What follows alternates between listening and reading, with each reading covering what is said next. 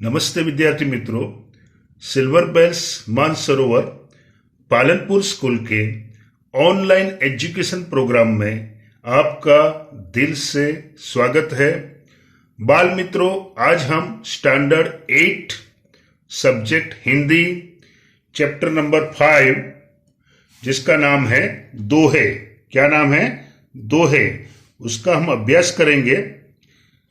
दोहे जो है उसके रचयिता का नाम है संत कबीर, संत रहीम और तुलसीदास। मतलब ये सारे संत थे, कवि भी थे और संत भी थे। तो संत कबीर, संत रहीम और संत तुलसीदास। बाल मित्रों, सबसे पहले हम कवि परिचय देखते हैं। प्रस्तुत दोहों में कबीर, रहीम, तुलसी ने बहुत सारी जीवनोपयोगी बातें बताई है। प्रस्तुत दोहों में दान प्रियता, संतोष, समानता, अच्छी संगति की महत्ता, विनम्रता, परिश्रम, प्रेम आदि जीवन मूल्यों को निर्देशित किया गया है। संत कबीर, तो संत कबीर का फोटोग्राफ दिया है, आप देखो बराबर, ये संत कबीर है। तो संत कबीर 15वीं शताब्दी के कवि हैं। आपने हिंदू और मुसलमानों को उनकी गलतियों के लिए फटकारा है और दोनों को हिल मिलकर रहने का उपदेश दिया है। दूसरे संत कवि का नाम है रहीम। तो रहीम का पूरा नाम अब्दुल रहीम खान खाना है। आप बड़े उदार और अनुभवी थे। हिंदी में आपने बोधप्रद दोहे लिखे हैं। ये संत रहीम का फोटोग्राफ है, आप देखो, ये संत कबीर और ये संत रहीम। तीसरे संत है संत तुलसीदास। 16वीं शताब्दी के प्रसिद्ध राम भक्त कवि है। आपने रामचरितमानस नामक प्रसिद्ध ग्रंथ लिखा है। ये फोटोग्राफ है संत तुलसीदास का। तो फिर से देख लो, ये कबीर जी है, ये रहीम जी है और ये तुलसीदास है। तो विद्यार्थी मित्रों, जो दोहा होता है वो दोहा 2 या 4 पंक्ति का होता है, लेकिन दोहे में गागर में सागर होता है। इसका मतलब जो दोहा होता है, अगर उसके अंदर जो मैसेज दिया है, उसके अंदर जो संदेश दिया है, वो अगर हम हमारी लाइफ में अप्लाई करें तो हमारी लाइफ जो है वो गुणों का गुलदस्ता बन सकती है और हम सचमुच में परमेश्वर की संतान बन सकते हैं और गॉड, परमेश्वर को हम पर नाज हो सकता है। लेकिन कैसे?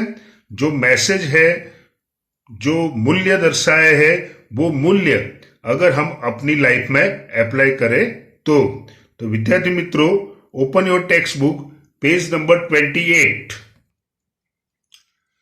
बाल मित्रों, पेज नंबर 28। सबसे पहले हम कबीर जी के दोहे देखेंगे। तो दोहा नंबर 1 है, साईं इतना दीजिए जामे कुटुम समाए, मैं भी भूखा ना रहूं, साधु न भूखा जाय, कबीरा साधु न भूखा जाय। तो प्रस्तुत दोहे में कबीर जी कहते हैं, साईं इतना दीजिए जामे कुटुंब समाए, मैं भी भूखा ना रहूं, साधु न भूखा जाए। इसका मतलब होता है, हे प्रभु, साईं मतलब हे प्रभु। तो साईं इतना दीजिए जामे कुटुंब समाए, हे प्रभु मुझे बस इतना ही अन्न और धन दीजिए जिसमें मेरे परिवार का निर्वाह हो सके। समाय मतलब निर्वाह हो सके, मेरे परिवार का पालन पोषण हो सके। तो हे प्रभु मुझे बस इतना ही अन्न और धन दीजिए जिससे मेरे परिवार का पालन पोषण हो सके। मैं भी भूखा ना रहूं, मतलब मैं खुद भी भूखा ना रहूं और साधु न भूखा जाए। मेरे घर पे अगर कोई साधु फकीर वो मेहमान बनकर आए हैं तो वो भी भूखा न जाए। तो ये फर्स्ट नंबर का दोहा था। इसके अंदर मूल्य कौन सा है? कबीर जी भगवान से प्रार्थना करते हैं कि मेरे परिवार का पालन पोषण हो, इतना अन्न और धन दीजिए। और मैं खुद भी भूखा ना रहूं और मेरे घर पे जो साधु और फकीर आते हैं वो मेरे दरवाजे से भूखे ना लौटे। मतलब सबको खाना खिलाने की बात भी कबीर जी सोचते हैं। रोटी नहीं तो राम भी नहीं, सबको रोटी खिलाने की बात कबीर जी कहते हैं। अन्नदान करने की बात कबीर जी कहते हैं। सेकंड दोहा है, बिना विचारे जो करे सो पाछो पछताए। काम बिगाड़े आपनो जग में होत हंसाय कबीरा, जग में होत हंसाय। तो प्रस्तुत दोहे में कबीर जी कहते हैं, बिना विचारे जो करे, जो व्यक्ति बिना सोचे समझे काम करता है सो पाछो पछता है, वह बाद में पछताता है। काम बिगाड़े आपनो, वह अपना काम तो बिगाड़ता ही है। जग में होत हंसा है, मतलब दुनिया में भी उसकी हंसी उड़ाई जाती है। फिर से देखो, बिना विचारे जो करे सो पाछो पछता है। कबीर जी कहते हैं, जो व्यक्ति बिना सोचे समझे काम करता है सो पाछो पछता है, मतलब वो बाद में पछताता है। काम बिगाड़े आपनो, वो अपना काम तो बिगाड़ता ही है। जग में होत हंसा है, दुनिया में उसकी हंसी उड़ाई जाती है। मतलब हमें कोई भी कार्य करना है तो सोच समझ कर करना है, ऐसे ही कोई काम करना नहीं है। तीसरा दोहा है, कबीरा खड़ा बाजार में मांगे सबकी खैर, ना काहू से दोस्ती ना काहू से बैर कबीरा, ना काहू से बैर। तो तीसरे नंबर का जो दोहा है, कबीरा खड़ा बाजार में, यानी कबीर जी कहते हैं मैं बाजार में, बाजार में मतलब सबके सामने, बाजार में मतलब सबके सामने।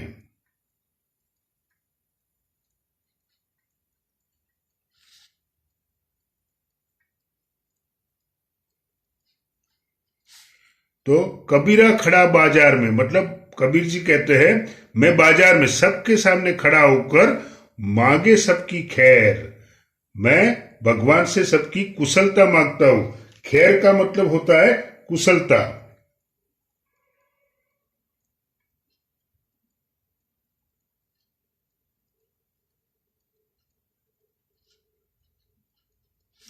खैर का मतलब होगा कुशलता।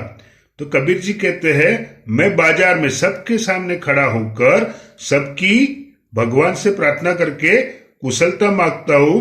ना काहू से दोस्ती, मेरी न किसी से दोस्ती है, ना काहू से बैर, मेरी किसी से दुश्मनी भी नहीं है।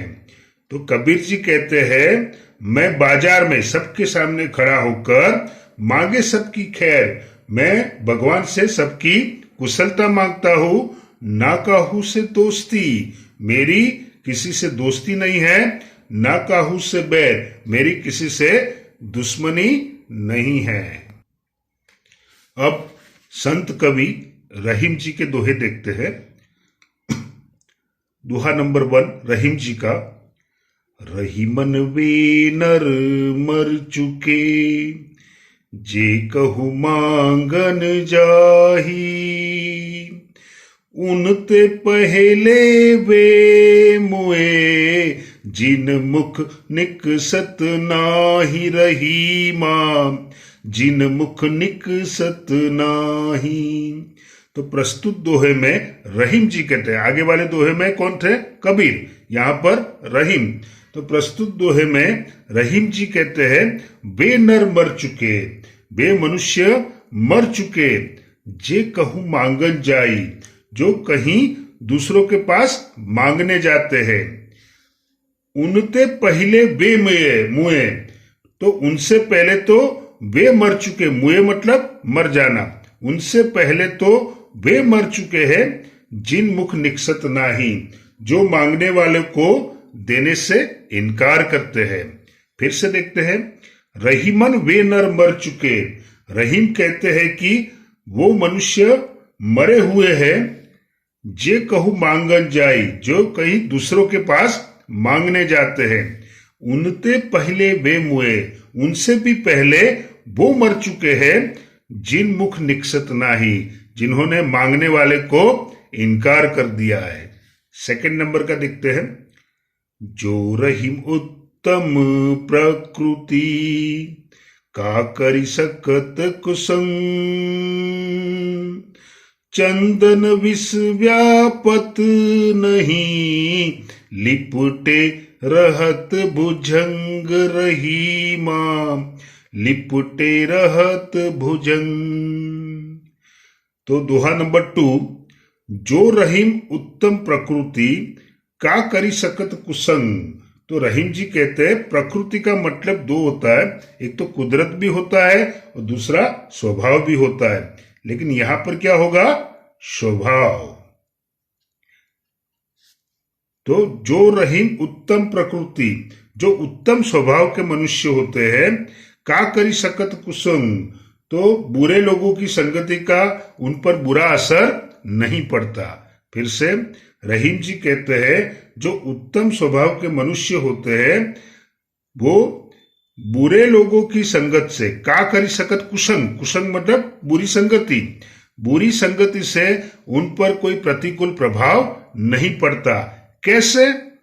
चंदन विष व्यापत नहीं, चंदन के वृक्ष में विष माने जहर फैलता नहीं। लिपटे रहत भुजंग, यानी भुजंग मतलब सांप।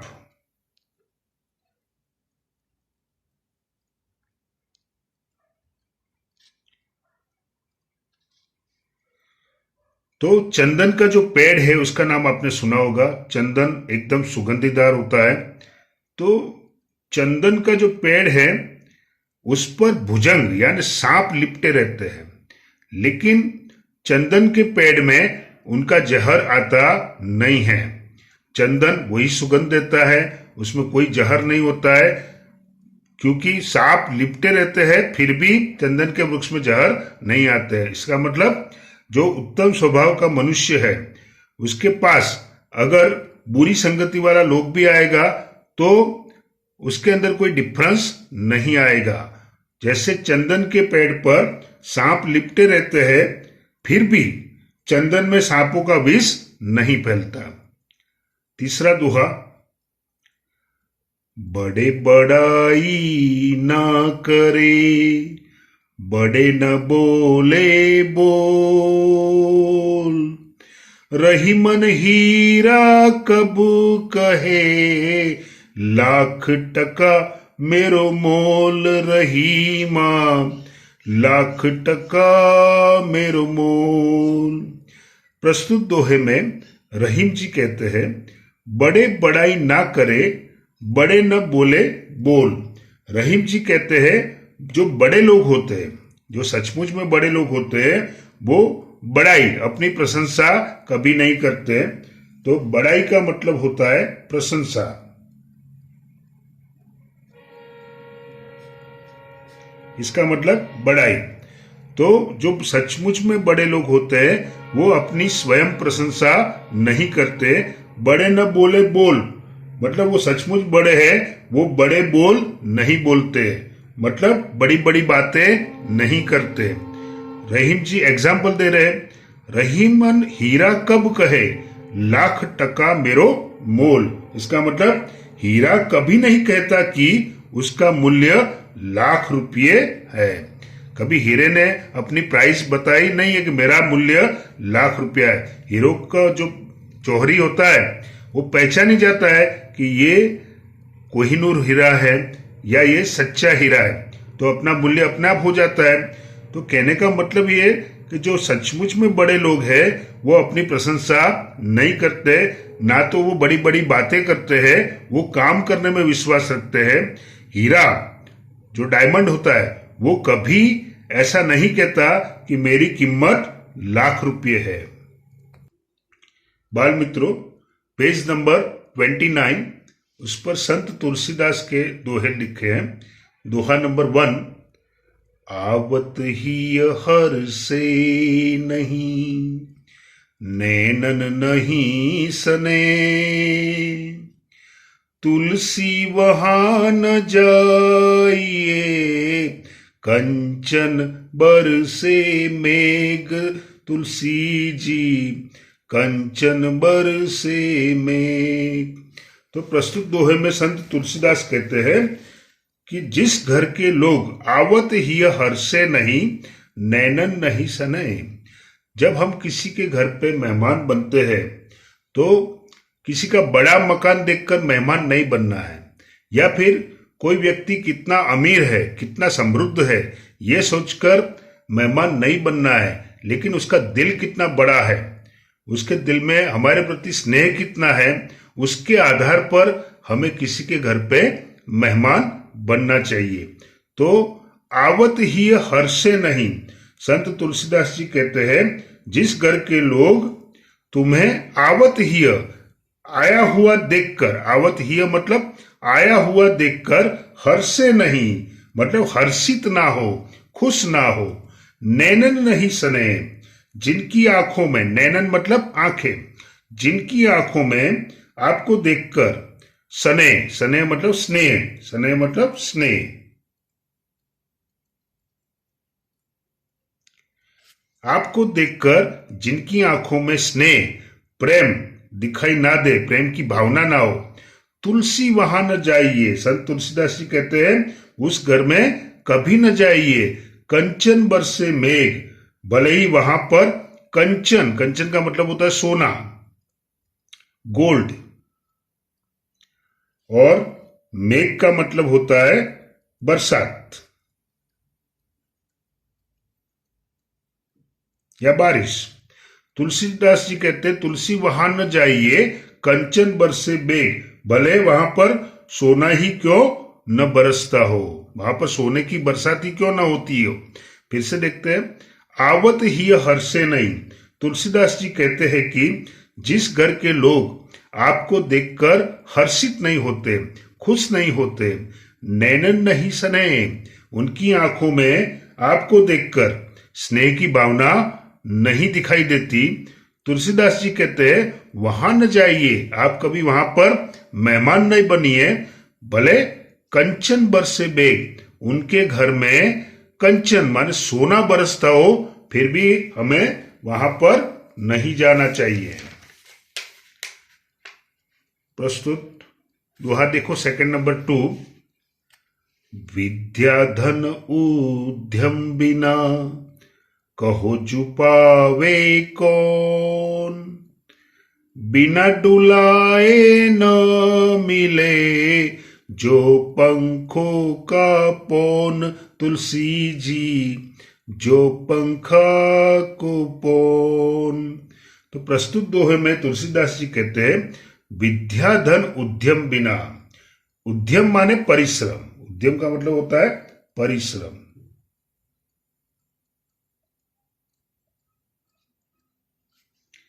विद्या तो आप समझते हो एजुकेशन, तो विद्या धन उद्यम बिना, बिना परिश्रम किए, बिना उद्यम किए आपको विद्या धन प्राप्त होगा नहीं। अगर आपको विद्या धन प्राप्त करना है, जो सबसे अनमोल होता है, जो आप अभी प्राप्त कर रहे हो, तो वो बिना परिश्रम किए आपको मिलेगा नहीं।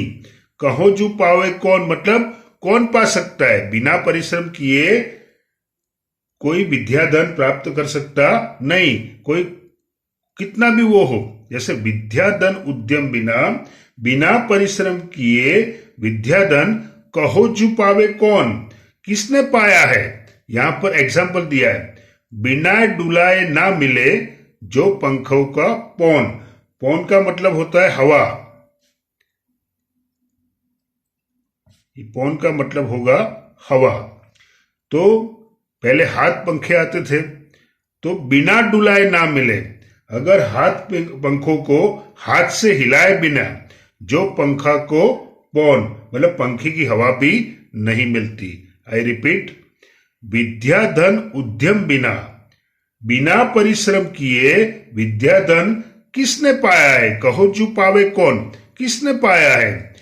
एग्जाम्पल दिया है, बिना डुलाए ना मिले, जो पंखा को पौन, मतलब बिना हाथ हिलाए बिना तो पंखे की हवा भी नहीं मिलती। मतलब जिंदगी में परिश्रम हमको करना ही है। कुछ शब्दार्थ दिए देखते।